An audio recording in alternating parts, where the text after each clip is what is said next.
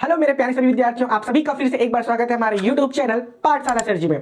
तो आइए आज हम देखते हैं साइंस 8th क्लास का all chapter revision important question. ठीक है, जैसे कि आप सभी को पता है आपका बोर्ड एग्जाम आने वाला है, तो चलिए उसी की तैयारी में आप सभी के लिए हम लोग क्वेश्चन लेके आए। तो हम लोग क्या करेंगे, जो भी क्वेश्चन इंपॉर्टेंट है वो आप लोग लेके आए हैं। ठीक है, तो हम लोग इसमें ज्यादा डीप में नहीं जाएंगे, जो क्वेश्चन है उसके सीधा आंसर करने वाले हैं। तो आइए हमारे साथ याद करते चलिए, चाहे तो आप नोट्स भी बना सकते हैं। तो क्या लिखा है हमारे पास, साइंस ऑल चैप्टर रिवीजन है, जो कि आप एनसीईआरटी में है तो भी देख सकते हैं, सीबीएसई सीजी बोर्ड। ठीक है, तो चलिए स्टार्ट करते हैं। तो हमारे पास चैप्टर्स क्या क्या है, जैसे कि आप देख सकते हैं पहला चैप्टर है जो कि क्या है, स्काई विजन, जिसका हिंदी में नाम क्या है, आकाश दर्शन। तो ठीक है, इसमें हम लोग स्काई के बारे में देखने वाले। दूसरा चैप्टर हमारे पास है सिंथेटिक फाइबर, प्लास्टिक, कृत्रिम रेशे और प्लास्टिक, इसके बारे में देखेंगे। आगे चैप्टर्स के नाम है या, ठीक है, समझ सकते हो। थर्ड चैप्टर है हमारा एयर, ठीक है, जिसको हम लोग क्या बोलते हैं, वायु, हिंदी में। चैप्टर 4 है chemical reaction, when and what types, रासायनिक अभिक्रिया कब और किस प्रकार। तो ये 4 चैप्टर हम लोग इस वीडियो में कंप्लीट करने वाले हैं। इंपॉर्टेंट क्वेश्चन रहेगा। हो सकता है कि आप जो सोच रहे हैं वो क्वेश्चन इसमें ना हो, लेकिन हमने इसमें 12 क्वेश्चंस लिए आपके लिए। ठीक है, हो सकता है वो नेक्स्ट वाले वीडियो में आपको मिल जाए। तो जितने भी क्वेश्चंस आपके लिए वो इंपॉर्टेंट ही होने वाले हैं। ठीक है, तो इसको बेहद ध्यान से देखना है आपको। तो इस कड़ी में हमारा पहला क्वेश्चन है आप सभी के पास।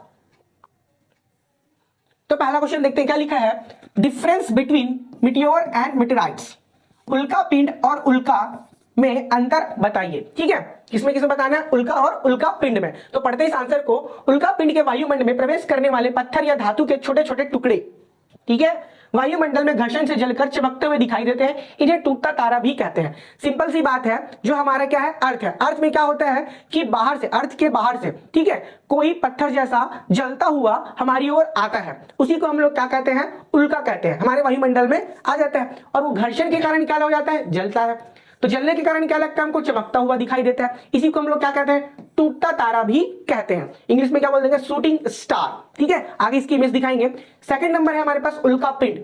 अब देखो, जो पत्थर जलते हुए आ रहा है, ठीक है, तो जल के नष्ट भी हो जाता है, और कई लोग जल के नष्ट नहीं होते, वो कहां गिर जाते हैं, हमारे अर्थ के सरफेस पे, जमीन पे गिर जाते हैं। तो उसको हम लोग क्या बोल देंगे, उल्का पिंड। सिंपल सी बात है, याद रखना कि अगर कोई पत्थर, ठीक है, ये मान के चलो कोई पत्थर है, ये कैसे आ रहा है, जलते हुए आ रहा है। अगर जलते हुए आ रहा है तो उसको हम लोग क्या बोल देंगे, उल्का। और मान के चलो ये हमारा जमीन है, जमीन में पत्थर गिर गया, तो जमीन में जैसे ही गिर जाता है तो इसको क्या बोल देंगे हम लोग, उल्का पिंड बोल देंगे। ठीक है, ये हो गया आपका मिटियोर, ये हो गया मेटेराइट्स। इतना ही अंतर है। इसको पढ़ लेते हैं। जब कोई उल्का पिंड पृथ्वी की सतह पर गिरती है, गिर गया भैया देख लो यहाँ पर, तो इसे उल्का पिंड कहते हैं। ये जलकर पूरी तरह नष्ट नहीं होते और जमीन पर मिलते हैं। ठीक है, पूरी तरह नष्ट नहीं है, जितना जल रहा होगा उसमें से आधा जल चुका होगा, लेकिन कुछ ना कुछ बचा होगा। और ये क्या है, पूरी तरह जल जाता है, इसलिए इसका नाम क्या है, शूटिंग स्टार। आई होप आप ये क्वेश्चन समझ में आया होगा। ये देखो, ये हमारे क्या है, उल्का, मिटियोर्स। ठीक है, दिख रहे हैं, ये जलते हुए आ रहा है और ये जल की उधरी नष्ट हो जाएगा। लेकिन अगर ये जमीन में पड़ा हुआ मिल रहा है तो उसी को हम लोग क्या बोल देंगे, उल्का पिंड बोल देंगे, जिसका नाम क्या है, मेटेराइट्स। आपको समझ में आ रहा होगा, जलता हुआ उल्का, जला नहीं है लेकिन जमीन में आके गिर गया, पत्थर ऐसा दिख रहा होगा आपको, इसको क्या बोल देंगे, उल्का पिंड बोल देंगे। ये और भी इमेजेस है, देखो उल्का दिख रहा है, जलते हुए आ रहा है पूरे पत्थर जैसे। ये हमारा वायुमंडल है, वायुमंडल के सरफेस पे भी आ गया तो उसको हम लोग क्या बोल देंगे, उल्का बोल देंगे। और जमीन में गिर के पड़ा हुआ काला पत्थर जैसा आपको दिख रहा होगा, ये हमारा हो जाएगा उल्का पिंड। चलिए आगे चलते हैं। तो अगला क्वेश्चन हमारे पास ये है, why does the sun appear biggest and brightest star to earth, सूर्य सबसे बड़ा, सबसे चमकीला तारा क्यों लगता है। सिंपल सा क्वेश्चन है, जो सूर्य है वो सबसे बड़ा और चमकीला तारा क्यों लगता है। आंसर भी देख लेते हैं फिर उसके बाद बताएंगे। सूर्य हमें सबसे बड़ा और सबसे चमकीला तारा इसलिए लगता है क्योंकि यह पृथ्वी के सबसे निकट स्थित है। अन्य तारे भी बड़े और चमकीले हैं, लेकिन वे बहुत दूर होने के कारण छोटे और कम चमकीले दिखाई देते हैं। तो आपको पढ़ने से समझ में आया होगा, ठीक है, जैसे कि जो सूर्य है वो बाकी तारों से क्या है, छोटा है, लेकिन जो बाकी तारे हैं वो हमसे क्या है, बहुत दूर स्थित है, बहुत दूर। लेकिन जो सूर्य है वो हमारे क्या है, पास में है। तो सिंपल सा एक लॉजिक है, जैसे कि मान के चलो दो चीज है सेम साइज के, ठीक है, एक को हमने बहुत दूर रखा है और एक को हमने कहां रखा है, आंखों के पास में। तो जो पास में है वो क्या दिखता है, हमको बड़ा दिखाई देता है, और जो आंखों से दूर है वो हमको क्या दिखाई देगा, छोटा दिखाई देगा। तो सेम यहां पर भी लॉजिक है, जैसे कि मान के चलो सेम साइज है, ठीक है, अगर यहां से कोई आदमी देख रहा है किसको, सूर्य को, तो सूर्य हमको बड़ा दिखाई दे रहा है क्योंकि ये क्या है, पास में है। और सेम साइज का तारा जो बहुत दूर है, यहां पास ऐसे चमक रहा है, ऐसे, इसको देखिएगा बहुत छोटा लगेगा क्योंकि ये बहुत दूर है, और ये क्या है, थोड़ा सा पास में है। तो जो चीजें पास में होती है वो हमको बड़ी दिखाई देती है, जो चीजें दूर में होती है वो चीजें हमको क्या दिखाई देती है, छोटी। ठीक है, तो इसका सिंपल सा आंसर है, the sun appear biggest and brightest star because it is the closest star to earth. ठीक है, अर्थ के क्या है, सबसे क्लोज है। Other stars are far away so they looks smaller and dimmer, तो बहुत छोटे दिखाई देते हैं और चमकीले। अगला क्वेश्चन हमारे पास है, write the names of the planet in order of increasing distance from the sun. सूर्य से बढ़ती दूरी के अनुसार ग्रहों के नाम लिखिए। अब ये आपको ऑब्जेक्टिव में भी आ सकता है, फिल इन द ब्लैंक्स में भी दे सकते हैं, चूज द करेक्ट आंसर है। ठीक है, तो इसको आंसर हम लोग याद कर लेते हैं। तो सबसे पहला जो आता है सन के बाद अगला पहला नंबर वो क्या है, बुध, मर्क्यूरी। ठीक है, उसके बाद क्या आता है, शुक्र, जिसको हम लोग क्या बोलते हैं, वीनस। तीसरे नंबर पे आता है आपका अर्थ, जो कि हम लोग रहते हैं वहां पे, पृथ्वी। चौथे नंबर पे आता है आपका मंगल, जिसको हम लोग क्या बोलते हैं, मार्स। उसके बाद आता है Brihaspati, Jupiter. 6 number Sunny, Saturn. 7 Uranus और 8 आपका नेपच्यून। चलिए इसको डायग्राम में देखते हैं। तो ये रहा आपका डायग्राम, सोलर सिस्टम जिसको बोलते हैं हम लोग सौर मंडल। ठीक है, तो सबसे पहले क्या हो गया हमारा बुध, उसके बाद शुक्र, तीसरे नंबर पे है पृथ्वी, चौथे नंबर पे है मंगल, पांचवें नंबर पे है बृहस्पति, दिख रहा होगा आपको, ये है छठे नंबर पे शनि, उसके बाद सातवें नंबर पे अरुण, आठवें नंबर पे है अरुण। ठीक है, फटाफट एक बार नाम याद कर लो, Mercury, Venus, Earth, Mars, Jupiter, Saturn, Uranus, Neptune. ठीक है, इस ऑर्डर में आपको क्या होना चाहिए, याद होना चाहिए। चलिए तो क्वेश्चन की कड़ी में अगला क्वेश्चन चौथा नंबर का जो है, ठीक है, क्या लिखा है, difference between planet and star. किसमें, प्लैनेट और स्टार में क्या डिफरेंस है। ठीक है, अब देखते हैं, ग्रह और तारे। तो जो प्लैनेट है, ग्रहों का अपना प्रकाश नहीं होता, क्योंकि जो स्टार्स है उसमें क्या होती है, लाइट होती है, लेकिन प्लैनेट्स में कोई लाइट नहीं होती। जैसे कि हमारा ये है अर्थ, इसमें कोई लाइट है क्या, नहीं, वो नीला नीला जो दिखता है वो लाइट नहीं, वो क्या, समुद्र के कारण दिखता है। उसके बाद वे सूर्य के चारों ओर परिक्रमा करते हैं। अब जितने भी प्लैनेट है, मान के चलो ये हमारा क्या है, सूर्य है, ये हमारा प्लैनेट है, तो इसके चारों ओर क्या करता है, घूमता है। ठीक है, अर्थ। उसके बाद जैसे पृथ्वी, मंगल, बृहस्पति, ये क्या है, प्लैनेट्स हैं। तो ग्रहों का अपना प्रकाश नहीं होता। ठीक है, planets do not have their own light, they revolve around a star. ठीक है, सन के चारों ओर क्या करते हैं, घूमते हैं। अब उसके बाद देखते हैं हम लोग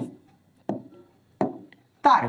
तो तारा क्या होता है, ठीक है, तारों का अपना प्रकाश और ऊर्जा होता है। प्रकाश मतलब लाइट और ऊर्जा मतलब हो जाएगा आपका एनर्जी। खुद का लाइट है और खुद का क्या है, एनर्जी। ये प्लैनेट्स में नहीं होता। और गैसों के विशाल पिंड होते हैं। ठीक है, दे आर मैट gases like hydrogen and helium. ये किससे बना होता है, गैस से।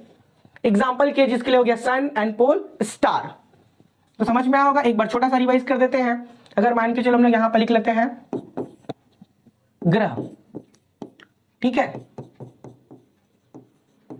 प्लैनेट, तो इसमें क्या लिखा है, तारों का अपना प्रकाश और ऊर्जा होता है। इसमें क्या होता है, नहीं होता है।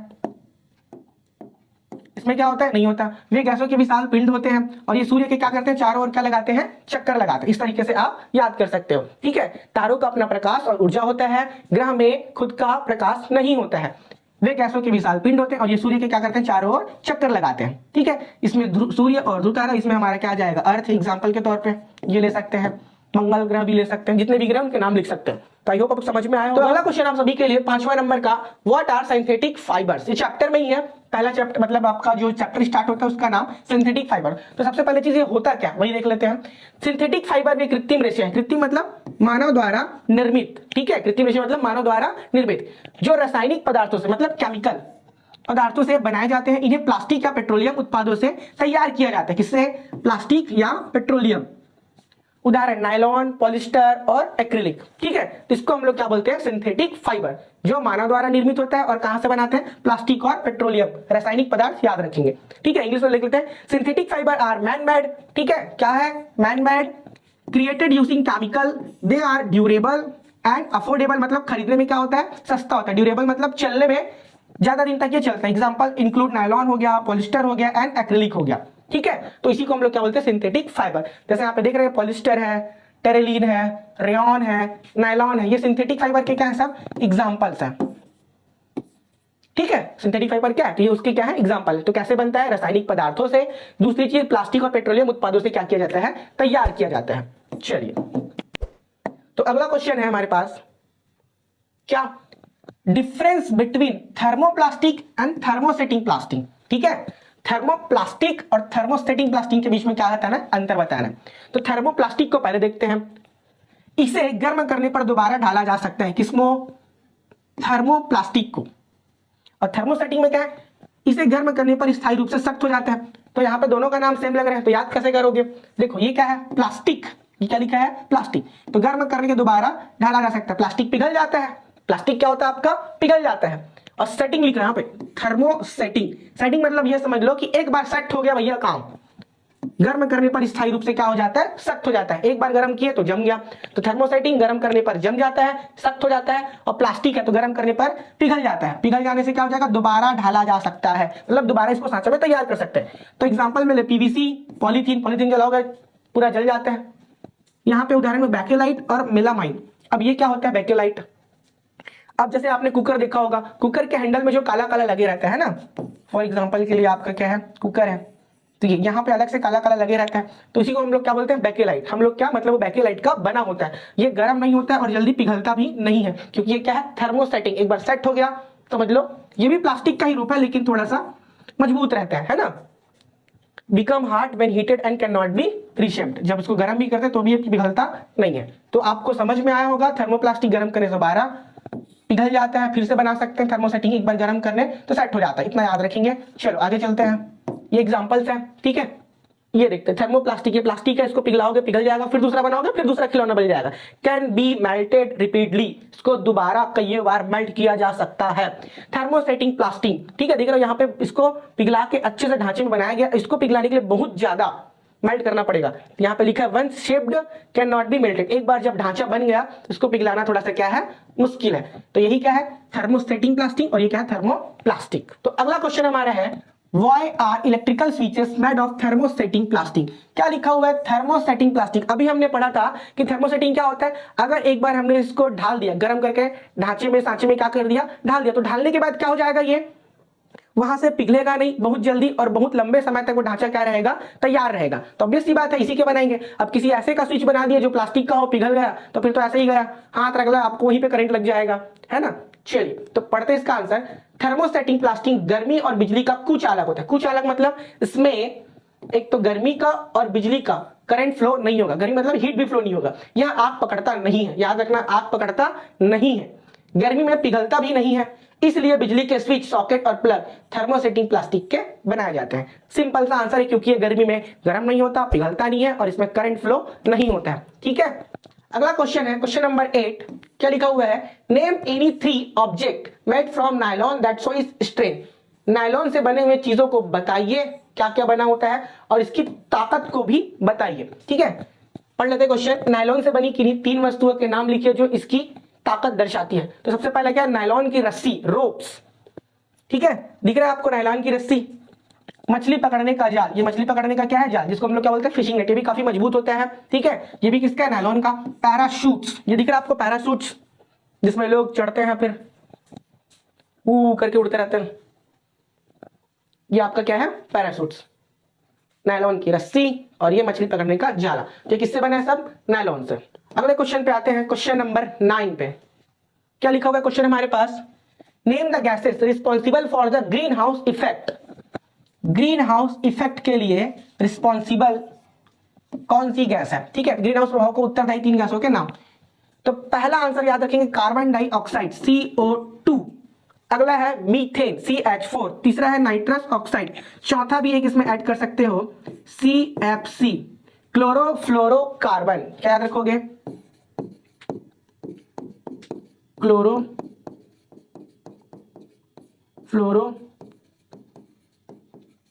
कार्बन, ठीक है, जिसका शॉर्टकट नाम क्या है, CFC। ये भी क्या इसके लिए उत्तरदायी है। मतलब रिस्पॉन्सिबल कैसे है। अब ग्रीन हाउस इफेक्ट क्या होता है, मान के चलो एक कांच का क्या बना दिया, पूरा सेटअप बना दिया घर जैसा, तो इसमें सनलाइट एक बार क्या आता है, कांच में आता है और लंबे समय तक क्या करता है, इस घर पे बना रहता है, जिसके कारण यहाँ पे क्या मिलता है, हीट ज्यादा टाइम तक रिजर्व रहता है। अब मान के चलो इन्वायरमेंट में कार्बन डाइऑक्साइड आ रहा है, मीथेन आ रहा है, नाइट्रस ऑक्साइड आ रहा है, CFC गैस आ रहा है, ठीक है। तो ये क्या करता है, जो हीट है उसको क्या कर देता है, कम कर देता है। यही है जो हमारे ग्रीन हाउस इफेक्ट को क्या कर रहा है, इफेक्ट कर, इसके कारण ये खराब हो रहा है सिस्टम, ठीक है। तो इसके लिए उत्तरदायी गैस याद रखना, carbon dioxide, methane, nitrous oxide, CFC। Shortcut में मैंने समझाया है, ठीक है, डिटेल में पढ़ने के लिए टाइम नहीं, अभी एग्जाम आने वाला तो एग्जाम की तैयारी करेंगे। तो अगला क्वेश्चन हमारे पास, what are the component of air. Air के कंपोनेंट क्या क्या है, वायु के घटक, मतलब क्या क्या मिला हुआ है। हमने बोल दिया एयर, एयर में क्या क्या होता है ये पूछा आपने को। तो सबसे पहला क्या है, नाइट्रोजन, कितना परसेंट है, 78%, इसको याद रखेंगे। नाइट्रोजन कितना है, 78% है। ऑक्सीजन कितना है, 21%, ऑक्सीजन कितना है, 21% है, ठीक है। तीसरा है कार्बन डाइऑक्साइड, जल वाष्प और अन्य गैसें। अब नाइट्रोजन हो गया, ऑक्सीजन हो गया, अब जितनी भी सारी गैस है वो कितने परसेंट में आती है? 1% में आता है। ठीक है, ये हो गया आपका 1%। अन्य गैसें मतलब जितनी भी अदर गैसेस हैं सब। तो 78 याद रखना नाइट्रोजन, 21 याद रखना ऑक्सीजन, बाकी अन्य गैसें कितने में आएगा? 1% में। इसका डायग्राम भी यहाँ पे देख सकते हो। ठीक है, इस तरीके से बना, नाइट्रोजन 78% दिख रहा होगा यहां से लेके यहां तक। ठीक है, उसके बाद ऑक्सीजन दिख रहा होगा आपको 21% है ये। उसके बाद कार्बन डाइऑक्साइड लिखा है पे 0.4%, इतना सा। अदर गैसेस 0.96, ये भी लिख सकते हो, या डायरेक्टली अदर गैसेस 1% करके भी लिख सकते हो, ये भी आपका चलेगा। ठीक है, चलिए ये भी हो गया। सारे क्वेश्चन ही आपके लिए इंपॉर्टेंट है। ठीक है, ऐसा नहीं कि ये छोड़ दे वो छोड़ दे, ऐसा नहीं, आपको सारे क्वेश्चंस आपको पढ़ना ही है। बोर्ड एग्जाम में अगर आपको अच्छे मार्क्स चाहिए तो इंपॉर्टेंट क्वेश्चन जरूर पढ़िए और इसको याद भी करिए और कॉपी में लिखकर प्रैक्टिस भी करिए। फिर भी अगर आपको कुछ भी डाउट आ रहा है तो हमें कमेंट करके बता सकते हैं, आपके लिए पूरी कोशिश की जाएगी। अगला क्वेश्चन है, what are the main uses of nitrogen gas? Nitrogen gas के मुख्य उपयोग क्या क्या है? तो देखते हैं। पहला क्वेश्चन है हमारे पास, सॉरी पहला पॉइंट है हमारे पास, खाद बनाने में, यूज्ड इन मेकिंग फर्टिलाइजर। ठीक है, फर्टिलाइजर तो आपको पता होगा खाद बनाने के लिए, जैसे कि मिट्टी है, मिट्टी की उर्वरा शक्ति को बढ़ाने के लिए हम लोग क्या बनाते हैं? खाद खेतों में डालते हैं, जिससे फिर मिट्टी बाद में अच्छे से ग्रोथ कर पाती चीजों का, तो उसी को क्या बोलते हैं? खाद बोलते हैं। पैकेजिंग खाद्य पदार्थों में, प्रिजर्व पैकेज फूड, जैसे कि आप लोग खाते हैं चिप्स कुरकुरे, तो उसमें कौन सा गैस भर रहता है? नाइट्रोजन, जिससे वो क्या रहता है? तरो ताजा। बिजली बल्ब में भी क्या होता है? इलेक्ट्रिक बल्ब में भी नाइट्रोजन गैस का यूज करते हैं। तरल नाइट्रोजन का उपयोग चिकित्सा में, liquid nitrogen is used in medicine, वहां भी क्या करते हैं? यूज करते हैं। ये दिख रहा होगा आपको। अगले और इस वीडियो के लास्ट क्वेश्चन की ओर चलते हैं। What is acid rain and how it is harmful to us? इस टॉपिक को आप अच्छे से पढ़ लीजिएगा। अम्लीय वर्षा क्या है और हमारे लिए किस प्रकार क्या है? हानिकारक है। हानिकारक तो होगा ही क्योंकि क्या है? एसिड है।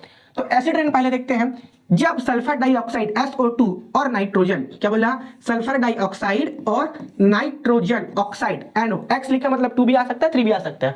तो सल्फर डाइऑक्साइड, नाइट्रोजन ऑक्साइड वायुमंडल में जल वाष्प के साथ मिलकर तेजाब बनाते, तेजाब मतलब एसिड्स का फॉर्म करते हैं। ठीक है, और वर्षा के रूप में गिरते हैं, तो इसे अम्लीय वर्षा कहते हैं। मतलब SO2 आपका मिलेगा और NOx मिलेगा, ये दोनों मिलके क्या बनाते हैं? तेजाब बनाते हैं, और ये कहां गिरते हैं? फिर बारिश कराते हैं। तो इसे हम लोग क्या बोलते हैं? एसिड रेन या अम्लीय वर्षा। अब ये हानिकारक कैसे है? देखो, यह मिट्टी और जल स्रोतों को क्या करता है? प्रदूषित करता है। अब वो एसिड है, पानी में गिरेगा तो पानी भी क्या कर देगा? वो खराब कर देगा। मिट्टी में गिरेगा तो मिट्टी को खराब कर देगा, कि वो फसल उग नहीं पाएगा वहां पर। ठीक है, फसलों को नुकसान पहुंचाती है। ऑब्वियस सी बात है, जब मिट्टी और पानी में पड़ रहा है तो फसल भी क्या होंगे? खराब ही होंगे। ऐतिहासिक इमारतों और मूर्तियों को नुकसान पहुंचाती है। यहाँ पे क्या लिखा है? ऐतिहासिक इमारत, मतलब जो पुराने इमारत है, ठीक है, जो संगमरमर के पत्थर वगैरह, उनमें एसिड रेन गिरने से क्या होता है? उसका पीलापन आता है, जो कि उसकी चमक को क्या करता है? खराब करता है। तो आई थिंक ये चीजें समझ में आया होगा। डायग्राम से अगर समझ सकते हैं, ये क्या है? एसिड रेन पाथवे कैसे होता है? देखो, यहां से सल्फर डाइऑक्साइड निकल रहा है, ठीक है, कंपनी से। नाइट्रोजन ऑक्साइड गाड़ियों के धुएं से निकल रहा है, और ये क्या कर रहे हैं? जल वाष्प मतलब बादल में आपका ये मिल रहा है पूरा। ठीक है, अब उसके बाद क्या करा रहे हैं? बारिश करा रहे हैं। तो यहां से ये मिलकर क्या बन गया? एसिड बन गया। एसिड बन के क्या गिर रहा है? पेड़ पौधों जंगल कहीं भी गिर रहा है, पानी में भी गिर रहा है, इधर भी गिर रहा है। तो जहां जहां गिर रहा है वहां वहां की चीजों को क्या कर रहा है? ये बर्बाद कर रहा है। तो सिंपल सी बात है, सल्फर डाइऑक्साइड, नाइट्रोजन ऑक्साइड, ये दोनों मिलकर क्या बनाते हैं? Acid rain. क्या बनाते हैं? Acid rain. ठीक है, तो आप सभी के लिए इस वीडियो में इतना ही। मिलते हैं हम लोग अगले वीडियो में, तब तक के लिए थैंक यू, अलविदा, जय हिंद।